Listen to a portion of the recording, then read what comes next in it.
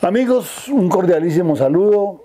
Hoy tenemos un espacio para todos ustedes en el cual vamos a presentar a una figura del fútbol colombiano. Sin duda, un hombre que tiene que ver con grandes clubes. A pesar de que arrancó en un equipo chico, se convirtió poco a poco en una figura del fútbol nacional, en el Deportivo Cali. Ya hablaremos de la gesta del Deportivo Cali en Copa Libertadores. Luego fue a Santa Fe.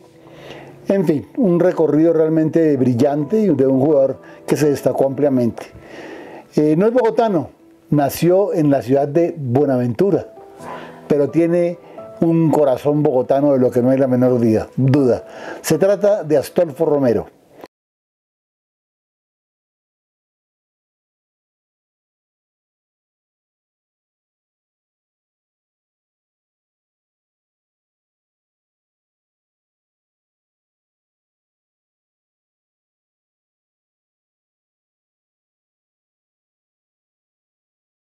Un marcador central de lujo. Un cordial saludo, Astolfo. Don Guillermo, muy buenas tardes para usted, muy buenas tardes para toda su familia y muy contento de estar aquí a su disposición. Muchísimas gracias. Arranquemos por el principio. Usted nace en Buenaventura, pero realmente es muy poco el tiempo que está en esa plaza, en ese lugar. Sí, yo nací el 15 de diciembre de 1957 en Buenaventura, pero desde los 60 días llegamos a vivir a lo que era Ciudad Techo aquí en Bogotá, que después es Ciudad Kennedy. Entonces nací en Buenaventura, pero todo lo mío es bogotano. Es bogotano. Sí, sí. Aquí empiezas a jugar. ¿En dónde arranca tu carrera como jugador? ¿Cuántos hermanos tienes antes de la familia? ¿Cómo está tu familia? Yo tengo un hermano nomás. ¿Uno nomás? ¿Mayor? 3 hermanas, sí, mayor. Es un oficial retirado del Ejército de Colombia, Nelson. Tengo 3 hermanas. Y nosotros, cuando yo comencé a jugar fue banquitas. Ahí al frente de la casa en Techo, en Ciudad Kennedy. De portero chiquita, la portería pequeñita. Y después empecé a jugar microfútbol con un equipo de los novatos. Y después comencé a jugar microfútbol con Kennedy Super 7. ¿Ya jugabas torneos allí importantes? Sí, pero era un torneo del Tiempo y Ponimalta. Y de ahí es cuando empiezo a jugar en cancha grande. Empiezo a jugar con un equipo de la Dimenor que se llamaba Cristian Bauzano. Y de Cristian Bauzano es cuando me ve jugar el don Jaime Arroyave. Y don Jaime Arroyave es el que me lleva a mí en ese tiempo era la primera del Club Los Millonarios de Bogotá. Y de ahí, a los pocos meses de estar en la primera de liga, es cuando el doctor Gabriel Ochoa Uribe me lleva para el equipo profesional y ahí comienzo mi ruta y mi carrera profesional. Sí, ahí juegas poco, realmente en Millonarios juegas pocos partidos, pero es el primer paso, lo hacen en un club grande, después de una trayectoria, pues obviamente como todos los muchachos de aquella época, jugando en el barrio, jugando torneos amistosos y tal. Bueno, ya en Millonarios te encuentras con el Tucho Ortiz, ¿no? El primer técnico, después del doctor Ochoa. Sí, después del doctor Ochoa es el profesor Humberto Ortiz. Y después también tuve al profesor Eulogio. Juan Eulogio Rolaveiti. Él también me deja dentro del equipo profesional y es cuando ya toman la determinación y me transfieren al Atlético Quindío. Sí, hay una situación particular allí respecto a tu salida de Millonarios. Realmente Millonarios tenía muchos jugadores, era un equipo que tenía centrales por todas partes, tenía Soto, tenía Euclides, a Chonto, un montón. Era medio difícil, siendo tan joven tú arrancar a jugar ahí. De pronto era mejor salir, hacer un tránsito, que fue lo que hiciste, ¿no? De ahí te fuiste al Quindío, ¿no? Sí, don Guillermo, porque Millonarios tenía 2 jugadores casi tipo Selección Colombia proposición. Entonces los de centrales estaba Jaime Rodríguez, estaba Chonto Gaviria, estaba Euclides González, podía jugar también Pelé González, estaba don Luis Eduardo del Camello Soto. Sí, señor. Entonces había hasta Óscar Ortega también podía jugar. Sí, claro. Yo debuté fue como marcador derecho con Millonarios y después en Santa Marta también jugué 70 minutos. ¿Ese fue reemplazando a Arturo? Sí, señor. Arturo Segovia. Sí, Arturo Segovia en Medellín contra Nacional. Y después fue porque se lesionó Óscar Ortega y entré 70 minutos a jugar en Santa Marta contra la Unión. Bueno, ya tu pasantía en Millonarios es corta, pero ya estás en un panorama profesional, ya tu vida es completamente distinta, la visión también desde el fútbol, era posible, ¿no?, hacer una carrera, y te vas al Quindío. Sí, señor, yo salgo de Millonarios, estaba estudiando economía, llego al Club Atlético Quindío, Millonarios me vendió en 30.000 pesos. Bueno. Me vendió en 30.000 pesos al Quindío. Y duró 3 años y medio en el Club Atlético Quindío, y es cuando el doctor Gustavo Moreno Jaramillo es el que me negocia con el Club Deportivo del Cali. Con Gorayet, cuando nos conocemos, sí. Llego a tener la suerte de conocerlos. Sí, pero sin duda que, digamos, ese principio con el Quindío, te recibe Sabino Bartoli, era un argentino que ha estado en el Deportivo Cali, que ha estado por Perú.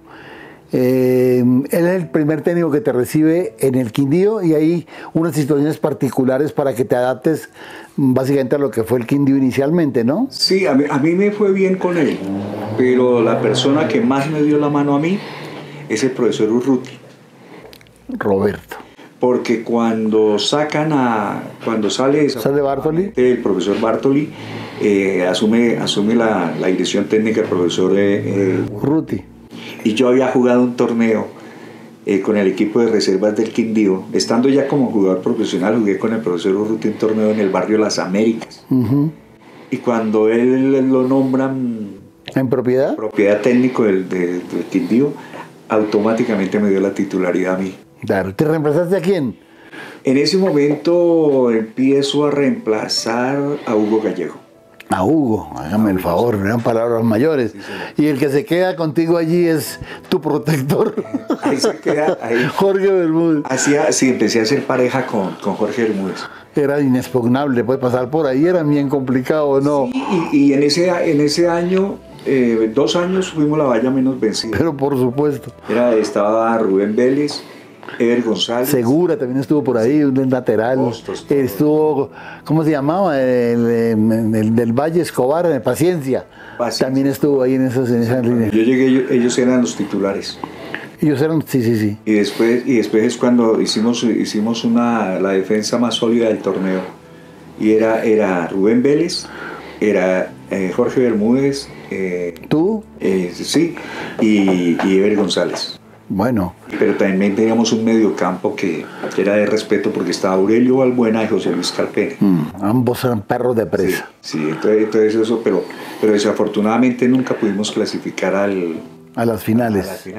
Sin embargo, era un equipo que en Armenia y en el San José era muy difícil de ganarle, porque no era sencillo pasar por encima de una barrera tan sólida como la que tenía en el medio de atrás el Quindío. Los arqueros eran... Cuando yo empecé a jugar, estaba Alcides Saavedra. Es de Guacarí, Valle. Sí, y Roque Fontalvo. Y estaba un muchacho Cañizales. Ese era un morenito que estuvo un tiempo ahí. Sí. Y estuvo también Carlos Valencia. El Tribilín. Tribilín también estuvo en el equipo. Que en paz descanse el Tribilín, buen portero y buena persona. Y estuvo otro muchacho, Joaquín Vargas. Un negro grandote. Sí. Que no era una prenda de garantía. Sí, tenía sus falencias. Sí. Pero bueno, eran arqueros que apenas empezaban también en un equipo que era humilde como el Quindío. Ahora, sin duda que Gustavo Moreno Jaramillo tiene que ver con este periodo de tiempo, el respaldo que te dio, el haberte llevado, no, el ser el presidente del club. Pienso que fue una persona influyente, ¿no? Fue sumamente importante en mi carrera, porque él tenía mucho peso dentro de la... En Di Mayor, sí. Di Mayor. Y de la selección, en las primeras selecciones que yo estuve, también citaban a Rubén Vélez, también citaban a Ever González, a Jorge Millán Torres. El Quindío era tenido en cuenta para la selección nacional. Sí, señor. Y esa era la influencia que el viejo tenía con respecto al manejo de las selecciones. Y cuando fuimos a los Juegos Olímpicos en 1980 fue Ever González. Sí, claro. Y también fui yo. Y éramos jugadores del Quindío. Quindío. Sí, bueno, después de esas campañas que realmente te dieron la solidez de como el central que después demostraste, o que sí me mostraste que eras, hay una oferta clara y concreta para un club grande. Cuando paso ya por las manos del profesor Carlos Salvador Vilardo en la selección olímpica. Vilardo figuraba allí como asesor, ¿no es cierto? Era, ¿cómo se dice? ¿El manager? Sí, más o menos, exactamente, como el manager, sí. Entonces él era el manager, me comenzó a enseñar todo lo que era táctica. Yo no sabía qué era táctica, me lo empezó a enseñar en Medellín en la selección olímpica. Y cuando termina mi ciclo de la selección olímpica y todo, es el momento que en 1980 tenía 8 ofertas de clubes colombianos para apetecido el hombre. Sí, porque ha hecho una carrera bonita. Sí, sí, sí. Y a nivel de selecciones Colombia. Y ahí es cuando pasa lo de Don Alex Gorayer, que el profesor Vilardo llegó de la selección olímpica, nos convoca para jugar un partido amistoso en Nueva York. Hago un gol. De cabeza. Hago un gol y sucede de que eso es en noviembre de 1980. Y es cuando Don Alex Gorayer en un hotel de Nueva York me dice que si quiero jugar en el Deportivo Cali. Pues le dijiste, no, lo dudaste. No, casi me desmayo de la emoción. Qué bueno eso, ¿ah? Y fue cuando le dije que sí. Claro. Que claro.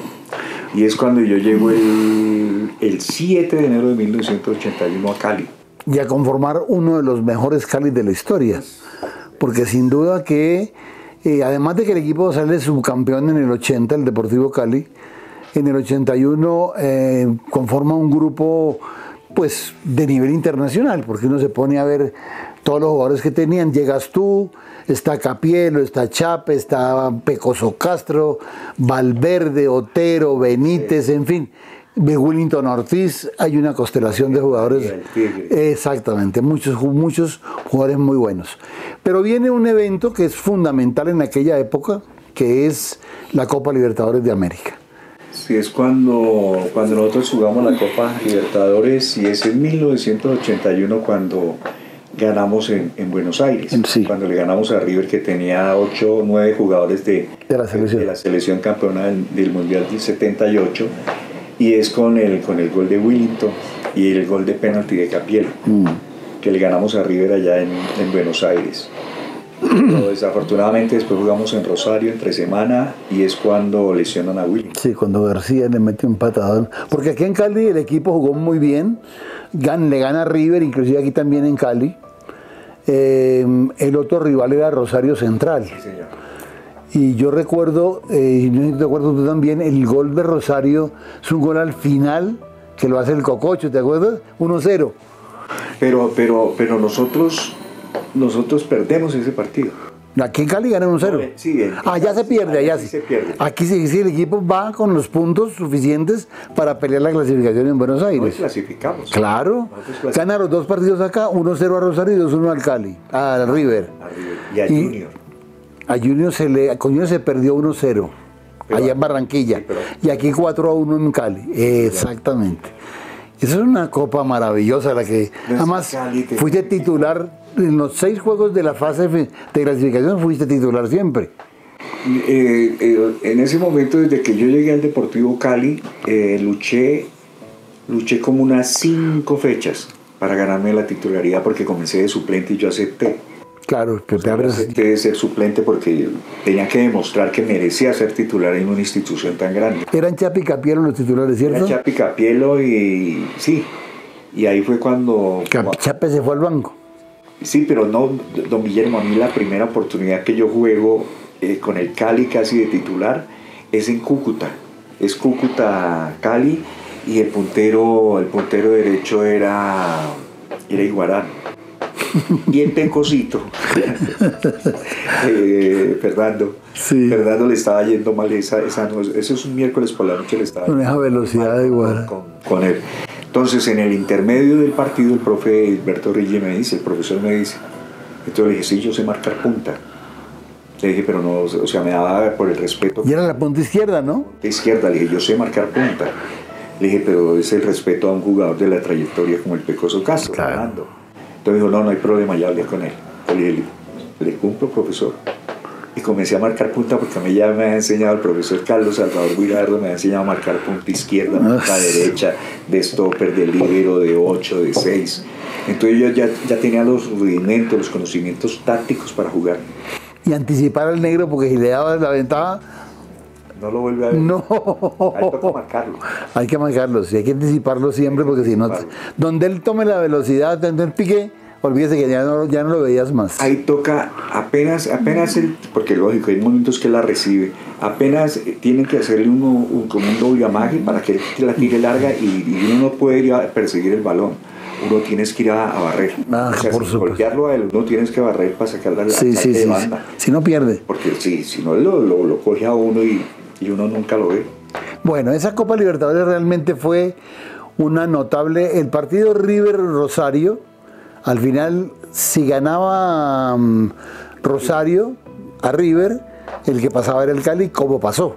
Rosario le ganó en un partido, casi que el Rosario le paga al Deportivo Cali lo de la lesión de Wellington, porque la lesión de Wellington yo creo que Wellington cayó como en pedacitos en ese partido.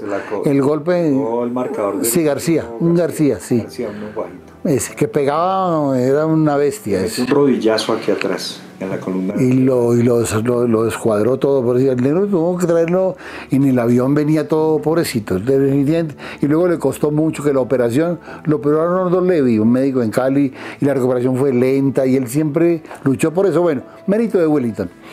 Lo cierto es que Don Astolfo Romero juega esa serie, pasa el Deportivo Cali, y corresponde la fase semifinal, que es con Flamengo y con Wisterman de Bolivia, ¿cierto? Bolivia, sí, señor. ¿Cómo fue el asunto con Flamengo, con semejante constelación que trajo Flamengo? Lo que pasa es que la noche que perdemos con Flamengo, es un miércoles por la noche que perdemos con Flamengo en Cali. Esa noche o sea, yo fui a un tiro de esquina a favor del Cali y cabeceé y le di al palo. El Tigre Benítez le dio como 3 veces al palo. Cococho tuvo 2 enfrentamientos así frente al arquero de... No se concretó. Nosotros durante el transcurso del partido tuvimos 10 ocasiones claras de gol. Y nos descuidamos una sola vez y fue gol de ellos. De Núñez. Porque ellos, sí, de Núñez, sí señor, porque ellos tenían también un equipazo. Y el Cali fue superior todos los 90 minutos. Pero el fútbol es así. Sí, no. Y además a ese equipo no le van a dar ventaja. Un equipo con Adilio, con Zico, con Oscar, con Leandro. Ese equipo tenía la mitad de la selección brasilera. Pues. Núñez y todo. Núñez y era muy complicado. Y luego viene el Jorge Wisterman, que era un equipo... Ha sido campeón en Bolivia, un equipo... Pero ese era más manejable. Sí, claro, no. Además el Cali fue superior. Ganó aquí y empató allá. Señor. Lo cierto es que luego viene el partido ahí hay una situación que es bueno que analicemos, porque el Deportivo Cali tiene un doble compromiso, que era la final del campeonato, donde tenía un montón de partidos amarrados que no ha podido jugar, más los partidos de compromiso de la Copa. Y ahí se divide el grupo en 2, ¿no? Sí, señor, porque quedaban 11 minutos en juego y teníamos que hacer mínimo 17 para poder entrar. Sí. Entonces dividen el Deportivo Cali, lo dividen en 2 y unos empezamos a concentrarnos y a jugar el torneo, y otra parte del grupo se fue para Brasil. Sí. Y ahí es cuando el equipo de 22 puntos hizo 20 y entramos. Sí. Entramos a los primeros tiempo, creo que era cuadrangulares, y entramos con el Cali, pero entonces eso es una etapa ciaga del fútbol colombiano, porque los arbitrajes no eran correctos. Los arbitrajes... Había mucho amaño. Sí, siempre tuvimos las dudas más grandes. Entonces pasan situaciones anómalas como en el hotel, es el Hotel Dan, sí, es el Hotel Dan de Cali, donde... Que queda cerca del Inter. Que queda cerquita de donde antes de un partido contra América. Y entonces aparecemos todos con dolor de estómago, cólicos antes del partido, o sea, situaciones difíciles que vivimos. Eso fue problemas de comida, ¿no? Eso fue una... Bueno, hubo situaciones que fueron muy particulares. Lo único que todos tomamos fue gaseosa, porque hay gente que no tomó sopa, otra gente que no comió seco. Digamos así, pero todos tomamos gaseosa, y todos amanecimos enfermos el martes. que fue cuando viene lo desafortunado del miércoles, que América nos iba ganando, le empatamos y es cuando hubo los muertos.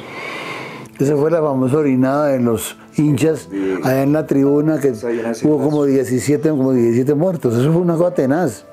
Un partido que fue a todo pulmón, fue un partido difícil, con mucha gente, un partido con mucha tensión. Ese fue un juego bien bravo, un clásico muy bravo. Sí, es el partido que en el intermedio el que entró fue don Alex Gorayet. Y con lágrimas en los ojos nos habló de ser jugador del Deportivo Cali. Y entró al equipo al segundo tiempo y arrasó. Así fue. Y después de todo eso, entonces uno se daba cuenta que el arbitraje no era claro. Que el arbitraje no era claro, que siempre habían, así como se dice, mano negra por dentro. Muchas dudas. Y el Cali siempre fue un equipo de socios, siempre fue un club serio, y nosotros sabemos que teníamos que jugar contra los árbitros, contra los contrarios. No, y hombre a hombre, el Cali tenía un equipo para pelear con el que fuera. O sea, un equipo que tenía al Cococho, a Benítez, a Ruiz Moreno, estabas tú, y todo ese montón de jugadores que no era un equipo fácil de vencer. Es más, en la Copa lo demostró. Que se perdió pues que mira que se perdió por la mínima diferencia con Flamengo, que fue el partido que sacó al Cali de la Copa. Porque lo otro fue perder 3-0 allá con un equipo de muchachitos, no tenía. Y el otro fue en el empate con Wilster, pero no sé qué, el Deportivo Cali consistencia mostró siempre, ¿no?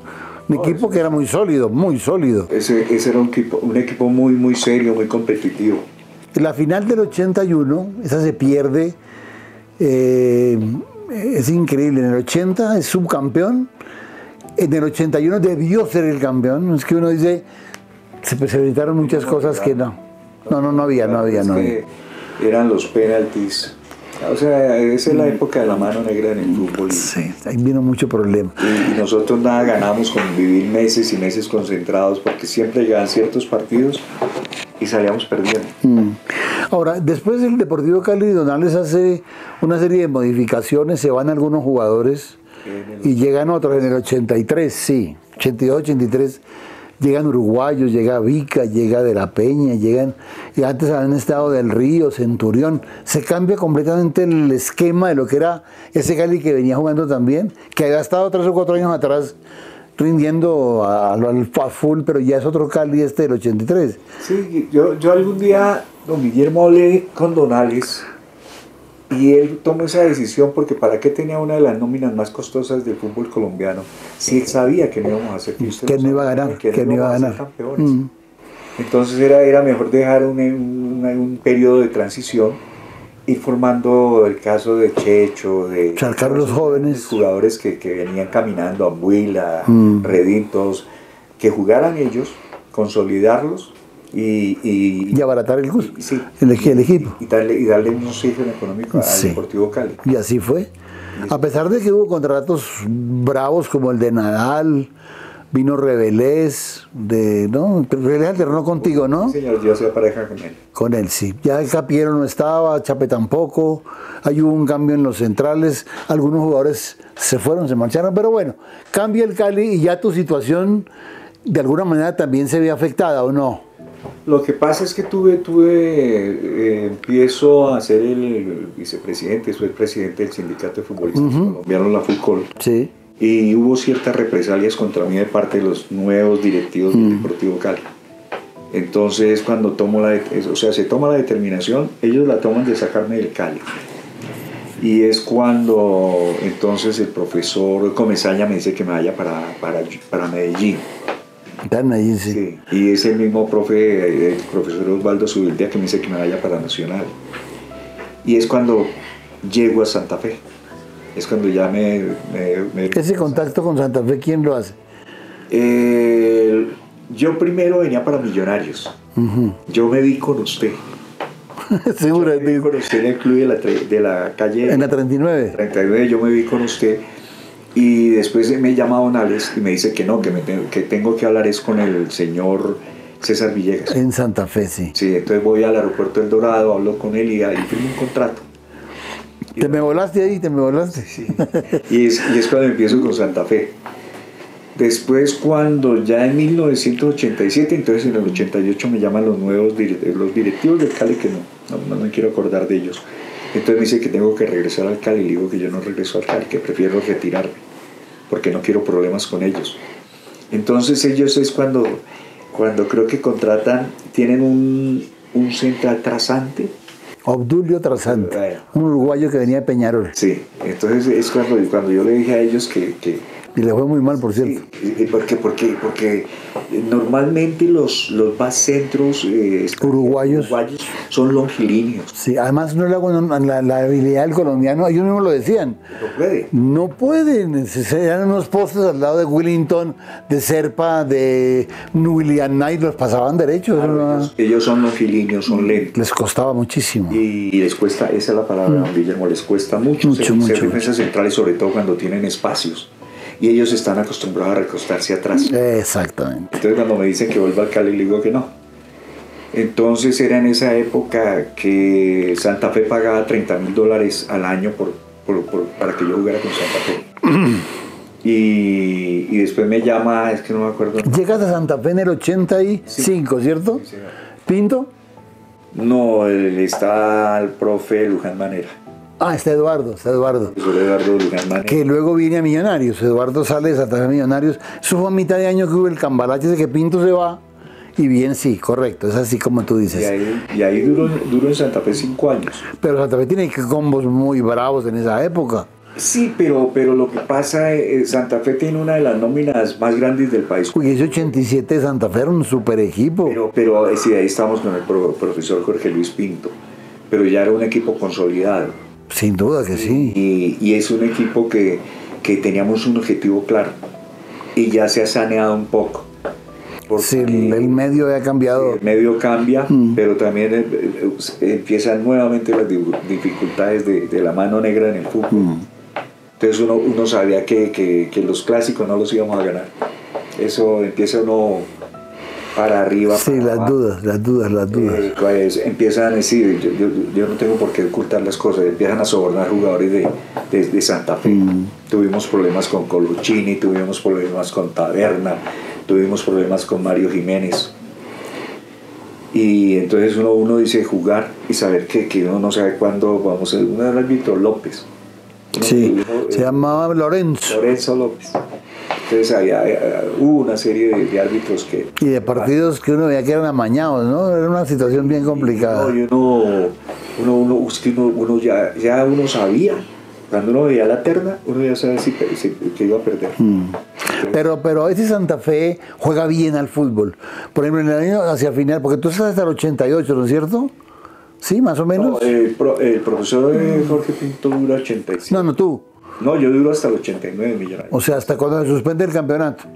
Sí, sí. Juegas hasta ese año, hasta el año 89. Para el Bucaramanga.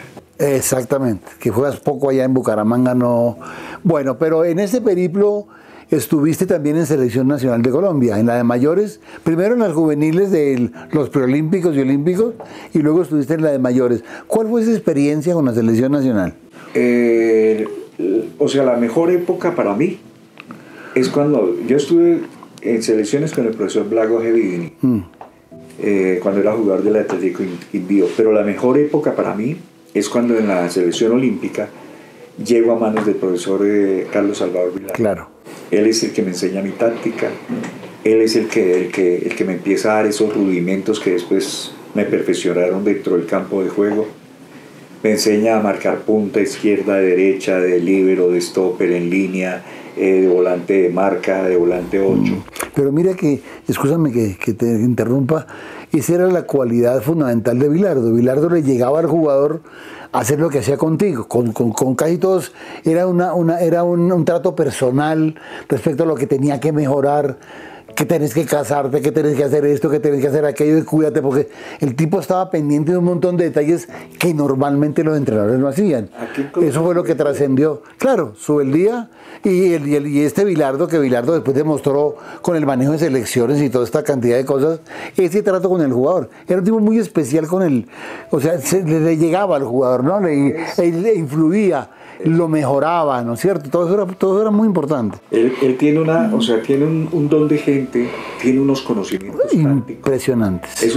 Fue un revolucionario dentro del fútbol mundial. Sí, sin duda. Y él es una persona que él dentro del desarrollo táctico, él dice cómo se maneja un sistema defensivo, cómo se recoge un sistema defensivo, cómo juegan los volantes, todo.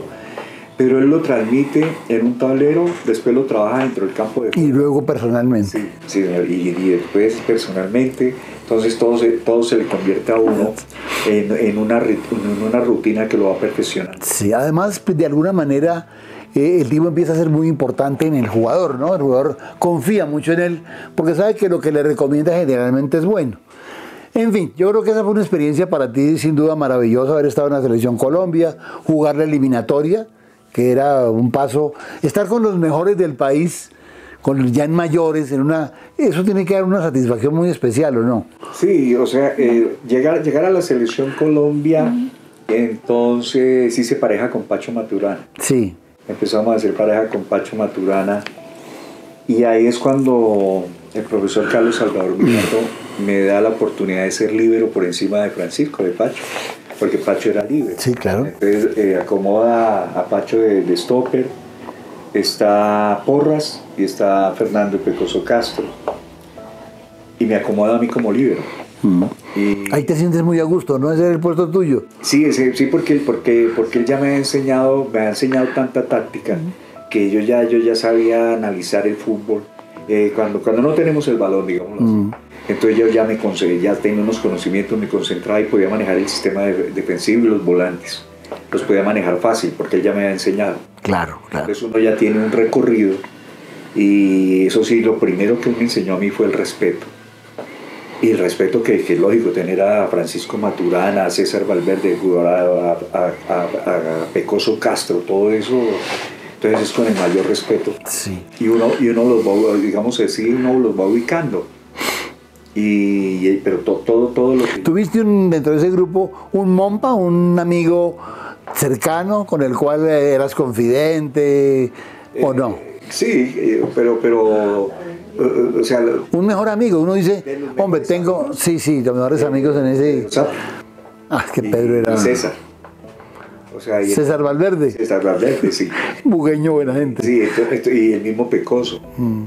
O sea, si te enganchaste con el grupo, bueno, pero esa es la Selección Nacional de Colombia, una experiencia maravillosa, pero hay un hecho que seguramente la gran mayoría de jóvenes especialmente no saben, que fue un momento estelar para Astolfo, que fue haber integrado la selección del resto del mundo. Llegar a ese grupo es un privilegio que muy pocos jugadores se pueden dar. En Colombia estuvieron Willington y de pronto Albeiro y Tony en algún partido en Argentina, no sé. Sí, creo que fue. El pibe también, bueno, son muy pocos realmente los que jugaron en ese grupo selecto, porque es un grupo, y enfrentar esa selección del resto del mundo a una selección europea. Ahora Astolfo nos va a contar cuál era su grupo, cómo era el grupo con el cual se enfrentó y cuál fue esa experiencia, la sensación que sintió. Ahora me decía hace un rato que hasta miedo sintió cuando saltó a la cancha porque la gente era muchísima y por los compañeros que encontró ahí. ¿Cómo fue la experiencia, Astolfo? Cuéntanos. No, o sea, cuando Don Alex Durayén me dijo que tenía que viajar, me entregó los pasajes, me dio unos viáticos, yo no lo creía. Porque era el único jugador que no había participado en el Mundial de España. El único foráneo era Astolfo Romero. Y llegar a Nueva York, y llegar al Hotel Walford Astoria, y después llegar al estadio, y estaba Maradona, estaba las grandes figuras del mundo. Grandes figuras de la época. Y comenzar entrenamientos y mirar uno, entonces uno dice, esto es un sueño. No, esto es un sueño, tengo que aterrizar.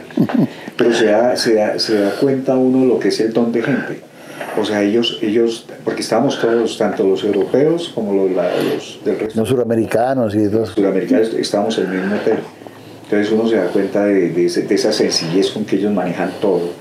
Y cómo, porque la persona que más me integra a mí es Zico, porque lo habíamos enfrentado claro, ya lo conocías. Para Libertadores. Entonces me lo van integrando a uno, y entonces llega Falcao, llega Sócrates, entonces ellos saben quién es uno por lo del Deportivo Cali y lo van vinculando al grupo. Vinculando a uno, y ahí es cuando me doy cuenta de que voy a ser titular, porque ellos se esmeran conmigo.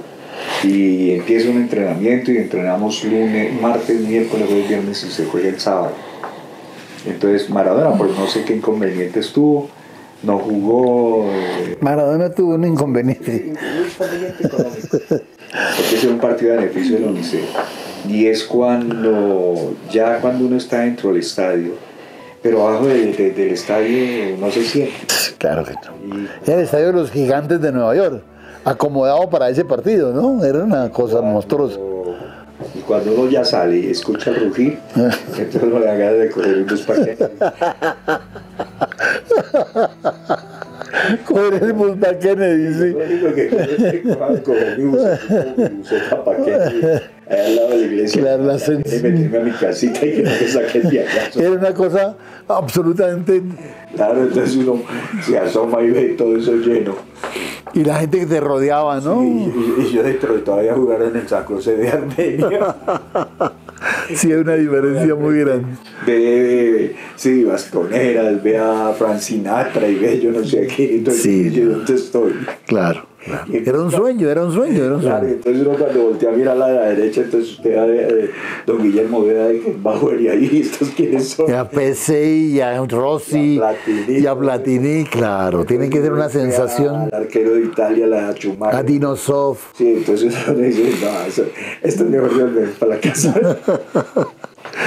Y cuando empieza el partido, entonces la confianza a don Guillermo viene en el primer balón que uno tiene. Y ahí vi el profesor Pérez Santana me ha pedido el favor de Pablo Rossi, por ciertos roces que ellos tuvieron. Pero entonces es cuando uno se da cuenta, 2 veces pestañé y Pablo Rossi sáquela. Cabeza, 2 veces, pero era que yo lo tenía controlado, y 2 veces, porque son jugadores que lo están mirando a uno y están mirando el balón, y yo era mírelo y búsquelo, pero tienen unos movimientos muy clásicos en él. Sí, claro. O sea, Guillermo, si yo lo sigo, me saca del área para que entre un compañero de él. Y si no lo sigo, la recibe. Entonces, Sí. Sabe cuándo lo suelto, cuándo vuelvo a mi posición.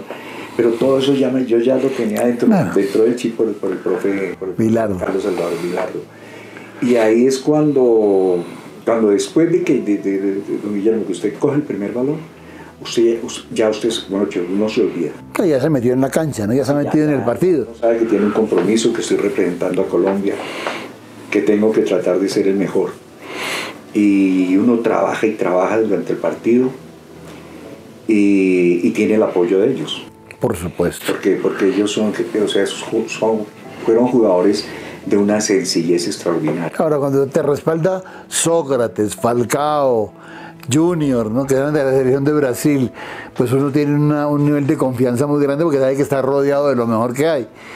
Yo sigo creyendo que esa sensación es única, ¿no? Es una sensación donde es miedo, es incertidumbre, son un montón de cosas juntas que uno, como tú dices, cuando toco la primera pelota es que aterrizo, pues ahí me doy cuenta de que estoy aquí, ¿no? Esto no es... Ay, después se la viene a pedir uno para el cabeza. Sí, tirámela, ¿no? La confianza te va dando eso. No, bueno, esa experiencia, después del partido, bueno, el partido se juega, ganan los europeos 3-2, situaciones alternas de gol y gol, hay algunos que no cumplen con el compromiso, Pasarela no va, Maradona no aparece, Ardiles tampoco, hay una serie de jugadores que no asisten al compromiso que han adquirido, pero igual se arman un par de equipos, Nocono, Tardelli, un montón de jugadores que uno dice, esto es un campeonato mundial en miniatura, porque aquí están las grandes figuras del mundo. Tenemos que codearse con Platini, pasarle al lado a Platini, pasar una pelota por ahí, tiene que ser una cosa realmente maravillosa. Lo que pasa, don Guillermo, es que cuando usted ya está ahí, cuando usted está se le olvidó todo. Se le olvidó uno todo. Eso, o sea, hablando en serio. El fútbol es eso, sí. Sí. Cuando yo cojo el primer balón, ya se me quitan los nervios y digo, tengo que jugar. Y lo que yo sí sé en ese momento es que estoy jugando contra contra hombres sumamente inteligentes. Son los mejores del mundo. Son los mejores del mundo. Entonces uno sabe que ellos lo miran a uno, empiezan a mirar, tienen una máxima concentración y yo no puedo fallar un segundo. Sí, no puedes dar ventaja. Yo no puedo dar ninguna ventaja. Porque por eso el líbero es Oscar, el brasilero, y a mí el profesor Santana me pone de stopper para que fuera encima de Pablo Rosso. Y era ir a controlarlo a él, pero entonces cuando usted está controlando a él y ve que viene, vamos, el Platini, y que por el otro lado viene Kevin Keegan, Boniego, quién sabe quién está moviendo un ruso por aquí, otro por allá, entonces es que no tiene que estar así, pero al mismo tiempo está al lado de unos jugadores con una condición física, técnica, porque Junior coge el balón. Por dicho, Guillermo, cuando uno está preocupado, usted coge el balón y déselo a Junior, que él se va. Él resuelve. Porque uno necesita tomar aire, por lo que es la cancha sintética, y uno se la da a él. Y él comienza a salir tranquilo entonces estamos hablando más o menos de por ahí de 2 minutos que se va para allá. Y empiezan a tocar con Zico y con Sócrates y Falcao y comienzan a jugar ahí en corto y uno toma aire. Claro. Entonces uno se da cuenta que ellos saben jugar demasiado fútbol. Sí. Después del partido, una vez concluyó todo el espectáculo, ese montón de gente, ¿qué pasó con ustedes? ¿A que se reunieron? ¿Hubo una reunión especial después con los jugadores o ya cada uno cogió por su lado? No, después del partido llega Pelé y llega Ramón Mifli y me entregan la carta de la Auvergne Air Corporation para don Alex Gorayen. Contratar el Cosmos. Ah, sí. Ramón Mifflin era no es empresario, es como un promotor dentro del Cosmos de Nueva York. Y Ramón no había jugado en Santa Fe. Sí, claro, y está también Pelé. Imagínese. Era jugador del Cosmos. Entonces ellos me entregan la carta. ¿Juega Pelé o no? Él juega un ratico. Sí, entró ahí como para el champú del partido. Pues él llega así en helicóptero. No, pero claro. Era Pelé. Y sí, y ellos, es cuando la carta para llegar para jugar en el Cosmos. Y después del partido, no, eso ya las entrevistas y todo, entonces yo me voy con mi esposa para una discoteca que era Estudio 54 en Nueva York. Ya cambia completamente el sketch de lo que... Uno como a aterrizar, ¿no? Aterrizarse y... Se acabó, me desperté, este sueño se acabó ya. Sí, y saber que se representó bien a Colombia. Claro. Además era un orgullo retornar, volver a tu país, a Colombia, con ese... ¿qué te digo yo? Con ese título, ¿no? Haber estado en el partido resto del mundo, Europa, que es una cosa, yo insisto, no es... Para nosotros los colombianos que hemos tenido tan escasas cosas que se han conseguido por fuera, pues era un logro maravilloso, ¿no? Haber estado allí. Yo digo, sí, Willington estuvo, de acuerdo, y yo me acuerdo que estuvo, creo que estuvo en Barcelona. Ellos estuvieron después. Willington estuvo en el 73. Willington estuvo... Pero en un resto de América. Sí, en un resto de América, mucho antes. Un equipo en el que estuvo Hermie Müller y ese fue otro partido. Y luego me acuerdo de un partido donde están Zurriaga y el Pipa, que es en Argentina, creo, también con el resto del mundo, Sudamérica, sí, y una cosa de estas. O sea, pero mira que son 4 o 5 de ustedes, no. Es un mérito grande el haber estado allí, o sea, yo creo que, y es muy para los jóvenes, eso era un logro que tuvieran en cuenta un jugador de Colombia, era un logro, porque generalmente se fijaban en Argentina, Brasil, Uruguay y chao. De pronto un peruano por ahí saltaba, pero un colombiano no era frecuente que estuviera en ese grupo. Ahí la emoción mía, fuera de la personal, es porque yo era jugador del Deportivo Cali. Claro. Ese es el orgullo máximo que yo tengo en mi carrera. O sea, el orgullo máximo es haber jugado en el resto del mundo, pero el orgullo super máximo es ser jugador del Deportivo Cali. Esa institución yo la adoro, la venero. Y el Cali a mí me dio todo. Y te trató muy bien, ¿no? Sí, el Cali, don Guillermo, usted como gerente lo sabe, esa institución, ese club, esos jugadores del Deportivo Cali, esa adoración que uno siente cuando pasa por el Deportivo Cali, es algo que nunca se me olvida. Sí, tienes Entonces, razón. El orgullo para mí es haber jugado representando a Colombia, sí, pero al Deportivo Cali. Porque el Cali... Y cuando estabas en el Cali también fuiste a la selección nacional. O sea, se te dio todo en el Cali. Sí, señor, en el Cali estuve estando en el Cali, estuve en la selección Colombia para la eliminatoria. Sí, con Bilardo. España. Estuve en la Copa América con el profesor Efraín Sánchez.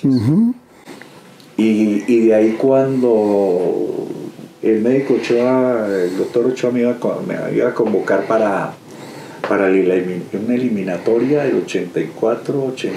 Y ahí estabas, pero estabas en Santa Fe, ¿no? Sí, señor. No, estaba en el Cali todavía. En el 85 la eliminatoria de la que estamos hablando. Sí, pero por eso. Pero ahí ya Santa Fe, estabas en ese tránsito. Y yo o sea, no voy porque he tenido ciertas diferencias con el doctor Ochoa.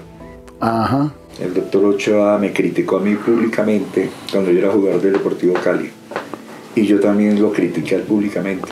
Entonces yo dije... Se distanciaron. Sí, señor. Siendo la persona que me brindó la oportunidad de llegar a Millonarios, dije, yo voy allá. Y de pronto el doctor Ochoa me sienta. Usted sabe la término, me sienta, no me pone de titular y todo eso. Entonces dije, prefiero jugar. Por supuesto. Y me niego a ir. Pero ahí sí me ayudan en el Deportivo Cali todo para no asistir a la selección. Sí. Ahora, desde tu paso por Santa Fe, todo este montón de jugadores con los cuales mantienes una relación con muchos de ellos, ¿verdad? Es que estando en Bogotá es más fácil, ¿o no? Sí, uno se encuentra con los compañeros de la época. ¿No se frecuentan? ¿No hacen reuniones, digamos, un fin de semana, un asado, una cosa? No se hace, ¿no? Nosotros no estamos habituados a ese tipo de cosas, ¿no? Sí, nosotros... Ni la tertulia siquiera, una comida, por ejemplo. Sí.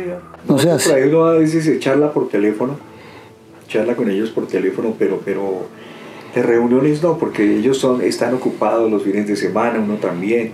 Sí, pero es un gremio que infortunadamente no se integró, porque uno, por ejemplo, y escúchame que lo coloque como ejemplo, tú ves esos programas argentinos donde se reúnen los jugadores de San Lorenzo y van 40 y hacen un asado y juegan un picado y se mantienen en actividad, entre ellos se ayudan. Nosotros en ese sentido somos un poco independientes, cada uno coge su camino y luego no se vuelve a tratar con ninguno. O sea, este programa, por ejemplo, que estamos haciendo hoy, tiene el objetivo de que la gente conozca a figuras como tú y otras figuras que pasaron por el fútbol y dejaron cosas muy importantes. Que aprendan, que sepan que Astolfo Romero fue fundamental en una Copa Libertadores, peleó un campeonato, estuvo en el resto de América, jugó en la selección nacional. Entonces un montón de cosas suman a favor de la imagen de Astolfo, del jugador que una vez pasó, pero que nunca se fue, siempre estuvo y estará siempre en los clubes donde alguna vez vistió su camisa. Esa es básicamente la intención. Sí, don Guillermo, lo que pasa es que así como uno llegó en silencio al fútbol, yo me retiré en silencio. Fuiste muy discreto, sí. Sí. Yo llegué en silencio al fútbol, luché por superarme, por ser bueno dentro de mi trabajo, y el día que tomé la determinación de no jugar más me fui en silencio. Nunca empecé a trabajar ya así como profesor en Independiente Santa Fe, pero ahí me quedé. Algún día me hablaron de hacer un homenaje en Cali y no quise por la nostalgia. Sí, eso pesa, sí. La nostalgia de llegar nuevamente a Cali y todo eso. Entonces dije, no, porque me da nostalgia. Eso. Y la vas a sentir, no, siempre la vas a sentir, o sea, el día que vayas te va a pasar igual. Bueno, y después de todo esto, Astolfo, ¿qué hace hoy Astolfo Romero? ¿A qué se dedicó? Después de que se fue del fútbol, ese día después del que hablamos siempre, cuando ya un día te levantaste y ya no tenías obligación ni ir a entrenar, ¿qué pasó ese día, Astolfo? ¿Cómo fue esa situación? ¿Cómo la viviste? Es durísima porque me pasó como al mes de que dije que no volvía a jugar. Sí. Al mes. Y entonces eso es un martes, no, eso sí es un martes, como al mes de haberme retirado, y me desperté y vi ya de día, y eso empecé a gritar en mi casa. El maletín, porque yo cargaba en una turita y todo, iba a buscar mi malética y todo eso para irme a entrenar, y las llaves del carro y todo, y estaba yo enloquecido porque iba a llegar tarde. Y cuando me di cuenta que yo ya no era jugador, entonces me senté y bueno, lloré. Sí, es el dolor que no tiene reparo. Sí, porque dije, yo ya no soy jugador de fútbol. Bueno, entonces activo, porque siempre serás jugador de fútbol. Sí. Activo, ya no estabas de activo. Ya no soy jugador activo de fútbol. Y entonces esa fue la única vez que me sacudí por haberme retirado. Después nunca más lo lamentaste. Ya después Después fuiste entrenador de fútbol, fuiste con un equipo, estuviste con Santa Fe. Después empecé a trabajar en Santa Fe a través de como de 15 años que trabajé con ellos, le ayudé a formar 62 jugadores profesionales. Y lo mismo, los directivos, el modo de pagarle a uno es adiós. Sí, listo, me voy. hay mucha ingratitud en esta actividad. ¿Y hoy qué haces, Astolfo? ¿Hoy estás dedicado a qué? Estoy dirigiendo un equipo de un colegio, el Abraham Lincoln. Estoy dirigiendo ese equipo porque tengo muy buenos amigos ahí, decidí dirigirlos. Porque normalmente entonces me buscan para trabajar individualmente, formar jugadores y todo, pero no. Estoy muy contento trabajando porque antes dirigía un equipo, también Unión, que de un torneo interclubes sociales que hay aquí en Bogotá. Dirigí también el Club El Rancho, Santa Fe. ¿Pero has mantenido la actividad futbolera? Sí, porque... Desde que te fuiste siempre estás ahí. Sí, señor, porque es que yo levantarme un domingo y tal. ¿Tú tienes hijos, Astolfo? Sí, tengo 5 hijas. ¿Hijas? Hijas. Ay, no me diga, qué lindo. Yo cumplo ahorita 67 años. Mi hija mayor tiene 44. Oh, ya esa niña. Y mi segunda hija se llevan 3 años, tiene 41. ¿Y la menor? La menor tiene como 30 y algo. Hombre, no, ya si eres abuelo. Soy abuelo 5 veces. Es una historia bellísima, sin duda que sí. Pero bueno, hoy tienes un buen pasar, estás tranquilo, sabes que cumpliste con lo que los sueños se cumplieron. Fuiste jugador de selección de clubes grandes, con momentos buenos, momentos malos, como todo en la vida, y la tranquilidad de saber que el fútbol es una actividad que es bella, ¿no? Y que al final le da a uno la satisfacción de haberlo disfrutado hasta el último día. Fuera de esa actividad, lo mejor que le pasa a uno, don Guillermo, es conocer personas como usted. Ay, muchas gracias. Muchas gracias. Gustavo Moreno Jaramillo, como don Humberto Palacios, todas esas personas y esos compañeros que el fútbol me brindó a mí, es lo más importante. Quien te valora, quien te aprecia, eso es lo más, sin duda que sí. Sin duda que sí. Es un ambiente muy bonito, muy propicio. Hay que recuperar la tertulia, Astolfo, hay que recuperar esa reunión con los amigos, hablar porque lo que tú dijiste hace un rato que duele de alguna manera es la nostalgia. Y no creas, la nostalgia es parte de la vida, recordar es vivir. Y en el fútbol, lo mejor del fútbol es el tercer tiempo, cuando termina el partido y empiezan a hablar de que pudo ser, pudo no ser, en fin. De verdad, mi hermano, un agradecimiento enorme por haber estado con nosotros acá, por haber compartido este rato de tu vida, del fútbol, por enterar a la gente de quién realmente fue Astolfo Romero, es Astolfo Romero, obviamente. En el fútbol fue un hombre y una figura muy importante. Queríamos hacerle un reconocimiento y bueno, bendito Dios, tuvimos la oportunidad. Gracias, mi hermano, por estar acá.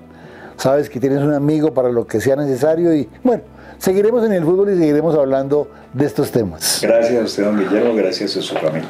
No, señor, con muchísimo gusto. No, señor.